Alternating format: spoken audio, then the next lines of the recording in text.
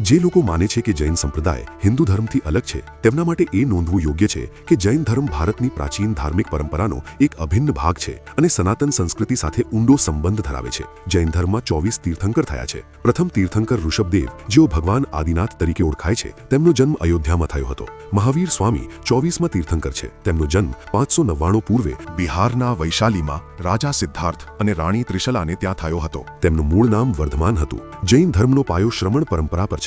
શ્રમણ એવા વ્યક્તિઓ હતા જેઓ કઠોર તપસ્યા કરતા હતા, ધ્યાન કરતા હતા અને સંસારના દુઃખોમાંથી મુક્તિનો માર્ગ બતાવતા હતા. શ્રમણોના સંદર્ભ ઋગ્વેદ અને વાલ્મીકી રામાયણમાં મળી શકે છે. માતા શબરી અને રાજા જનકની તપસ્યા આ પરંપરાના ઉદાહરણ છે. મહાવીર સ્વામી પણ લાંબા સમય સુધી મૌન અને ધ્યાનમાં રહ્યા હતા. વધુમાં સિંધુ ખીણ સંસ્કૃતિમાં પણ યોગ અને ધ્યાનના પુરાવા મળ્યા છે. મોહેન્જો-દડો અને હડપ્પામાંથી મળેલી મહોર ઋષભદેવ સાથે સંકળાયેલી છે. આનો અર્થ એ થાય છે કે 5000 વર્ષ પહેલા પણ ભારતમાં યોગ, તપ અને આધ્યાત્મિક સ્વસંવર્ધન પ્રચલિત હતું. ઘણા ઇતિહાસકારો માને છે કે ભગવાન શિવ અને ઋષભદેવના પાત્રમાં સમાનતા છે. બંને યોગ અને તપમાં પારંગત હતા અને બંનેને આદિ અથવા પ્રથમ માનવામાં આવે છે. જૈન ધર્મનો આ સંદેશ ફક્ત ધાર્મિક જ નથી પરંતુ સામાજિક અને નૈતિક પણ છે. તે આપણને શીખવે છે કે યોગ, તપ અને અહિંસાના માર્ગો દ્વારા આપણે જીવનમાં શાંતિ અને મુક્તિ પ્રાપ્ત કરી શકીએ છીએ. સનાતન સંસ્કૃતિના જ્ઞાન, તપસ્યા અને ધર્મની પરંપરામાં જૈન ધર્મે પણ મહત્વનું યોગદાન આપ્યું છે.